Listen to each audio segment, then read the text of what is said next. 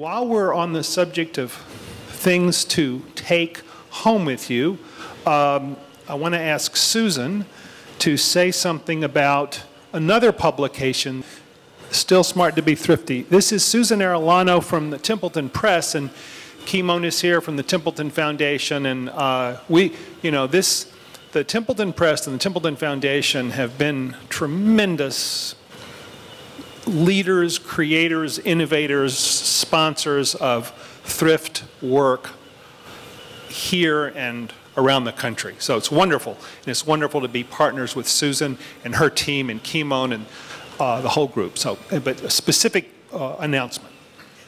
We're just here to introduce our contest, thriftstorenrunway.com, and you all can enter this contest, and it's a way to encourage young people, but not just young people, to use thrift stores and to buy clothes at thrift stores so that they learn thrift and so that they also learn generosity.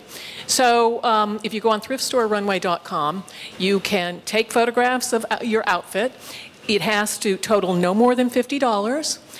You have to keep the receipts, and you have to show, in effect, where the items that you bought, how much they cost, and you get extra points for style, of course. And we are choosing 5 winners each month. They each get $100, and we are also making a contribution each month in their name to a thrift store of their choice, basically from a list. So we encourage you to enter the contest yourselves, to talk about the contest to young people, and to get everybody to enter it. They do well that way, and thrift stores do well. And so please, for more information, go to Sharon in the corner and take this booklet home. It has all the details. All right? Thank you. There's a reason they call them thrift stores, because the thrift stores are just the perfect embodiment of the thrift ethic in every possible way. Repurposing, wise spending, giving back to the community, providing employment for people who need it. So, I don't know, is anybody out there from thrift stores today? Just, yes, we like that. That's great. I'm going to kind of get the publications out there in your hands. An American Declaration on Government and Gambling. This is Les Bernal, who's head of Stop Predatory Gambling. And I know there's some other people that have been involved in this issue here locally. So 30 seconds on the publication, Les. Sure. So good morning. We're a national, Stop Predatory Gambling is a national nonprofit based in Washington, D.C. And we've been fortunate to partner with the Institute for American Values on this very important project of the American Declaration on Government and Gambling. And we're going to get 1 million signatures across this country from Americans from across the political spectrum, from every corner of this nation, who agree that it's time that government steps back from its gambling program. It's time that government got out of the predatory gambling business. So please sign it. Please be one of our 1 million signatories. I talked to some of you earlier today. We need 1 million people and to put this issue on the national agenda. Thank you. Okay, thanks, Les. And also, I just want to welcome Bill Mattox, who's up from Florida. Bill, you just 30 seconds on what you're doing in Florida on the Thrift Week. Well, thanks to the inspiration of many of you here in Philadelphia and your city father, Benjamin Franklin, we have launched the Thrift Week initiative in our state. The governor of our state has signed a proclamation, which was released yesterday. And we also have developed a curriculum called All About the Benjamins, Understanding the Value of Thrift, where we have taken some wise sayings of Benjamin Franklin's about thrift and used those as kind of a jumping off point for introducing this idea to middle and high school students throughout our state. We've also introduced the idea as well to some elementary school kids. Yesterday, in fact, in Franklin County, Florida, we had a kickoff event for Thrift Week where a bunch of 5th graders played Are You Smarter Than a Franklin County 5th grader, and were quizzed on Benjamin Franklin sayings. They'd been studying Poor Richard's Almanac, and they were quizzed on that by a Ben Franklin reenactor, and did quite well. The winner, you'll be pleased to know, won himself a savings bank, which he took home. So we're doing a lot in our state to try to reintroduce this idea. mostly focused on high school and middle school students, and just congratulate you on all the work that you're doing, because we are following in your footsteps and standing on your shoulders. We've got copies of these in the back, and please take them along with everything else so that I don't have to take them back to Florida. Thanks.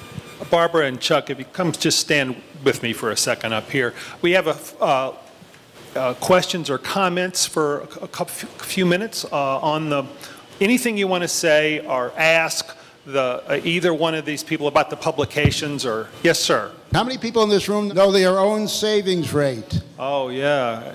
3 people. Okay, so here's something you could put on your websites. A form so people could calculate their own savings rate. That's good. Because I don't know that there's any place on the web where they do that. I mean, I know, if you know how to do it, you could do it, but, It's a great idea. Thank you. That's a good idea. Comments? Yes, ma'am. I'm Tanisha Banks from the Health Promotion Council, and thank you for coming today. This is my first official conversation on thrift. Yay, for me. But I feel like I work in a thrifty industry or nonprofit for healthcare. So my question is, the index is more individualized, but I feel like I work at a thrifty organization. I'm wondering if you're coming up with an index that I can actually measure if my organization is thrifty.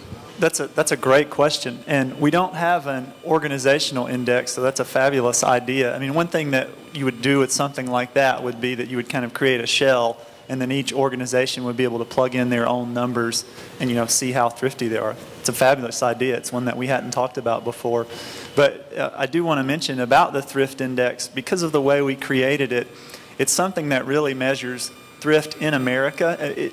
Many of the measures are individual, but some aren't. And so, for instance, to get 100 on the thrift score, it wouldn't just require changes from individuals. It would require changes in society and in the institutions that are in society. And so that's something that we hope isn't lost, is that the institutions that we have in our society, not just government, but of course all the great work that many of you do in the nonprofit sector, in the business sector, and so on, in the churches, all our institutions will be needed in order to create a more thrifty society. So we think the index taps at least some of that, but fabulous idea about creating something that organizations could use to see how thrifty they are. Thank you. Yes, sir. That's probably one of the most astute things I've had, because businesses use metrics. Businesses are successful because they use metrics, set goals and plans.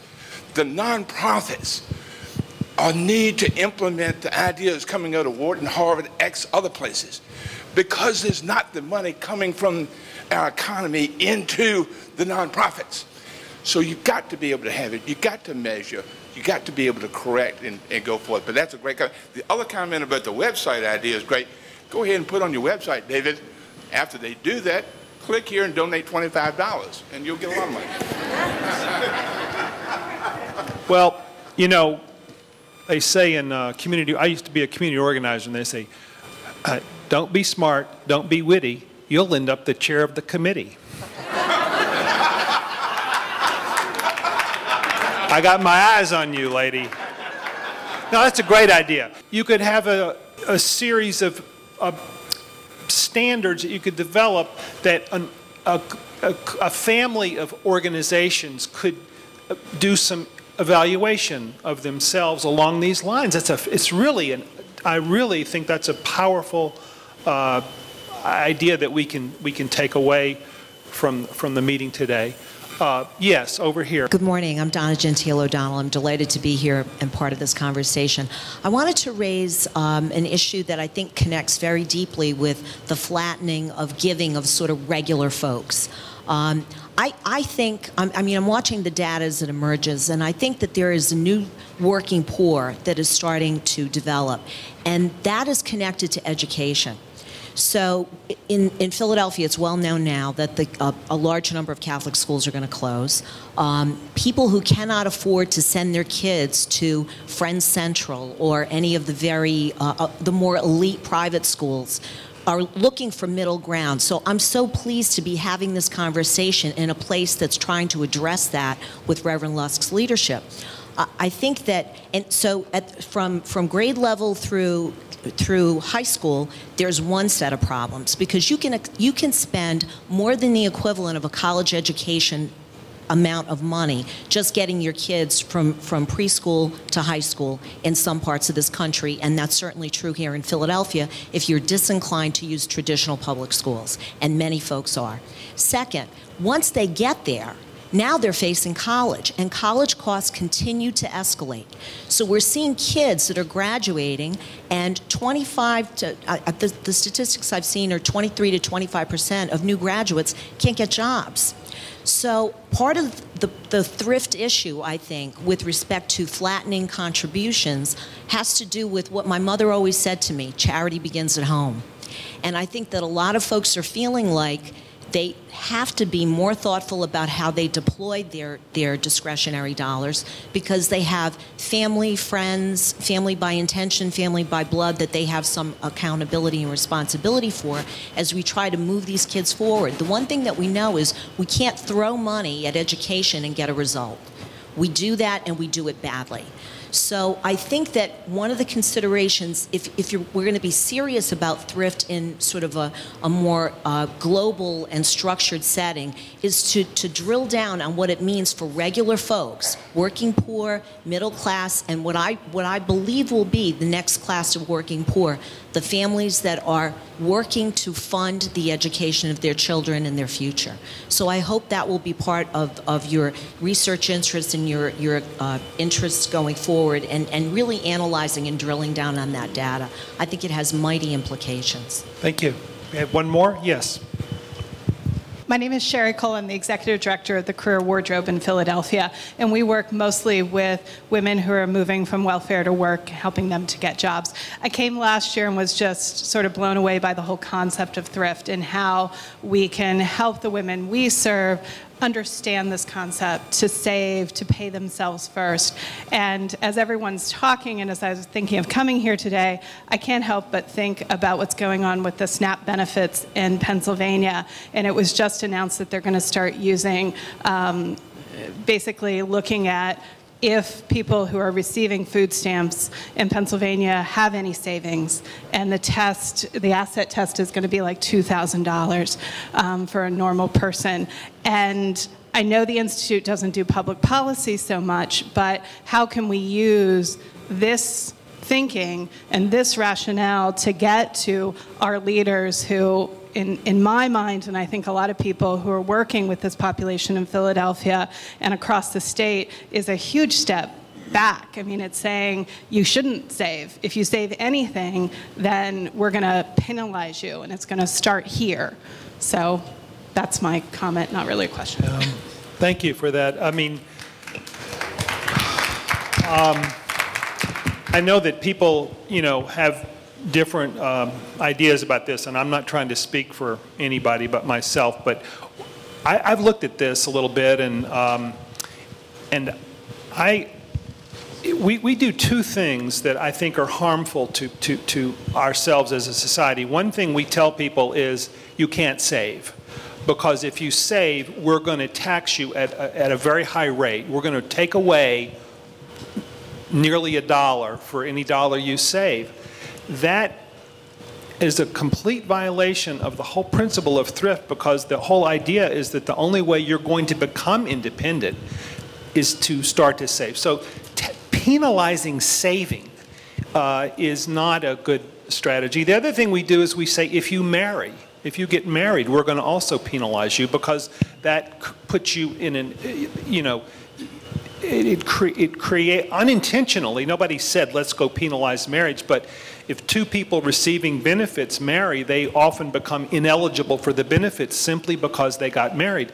So what are the two, my friend Barbara here is doing studying where does the middle class come from? How do we even have middle class? What does that even mean to be middle class? How do you get to be a middle class person?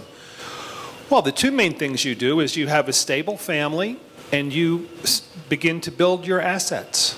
You have a structured, you get married and have that work, and you begin to save and you build up your wealth. oh, let's make it harder and harder for people to do those very two things. No, so. A footnote to that. If some of you can dig up yesterday's Philadelphia Inquirer, there's an op-ed by Andrew Yarrow, who's here in the room, and he makes a really interesting point that we're moving into a presidential election season, and so far there's been a lot of concern about the public debt, but there's been very little concern about how to help people save and to repair their own household balance sheets. So if I had a wish I could make, it's that there would be some effort from our leaders to begin to think carefully about how to encourage and incentivize and not penalize savings for everybody, but especially for people who are struggling to do that now. So a footnote to what you said. I mean, historically, thrift programs have done the opposite of penalizing savings. They've said, if you are starting out, you're a young person, or you're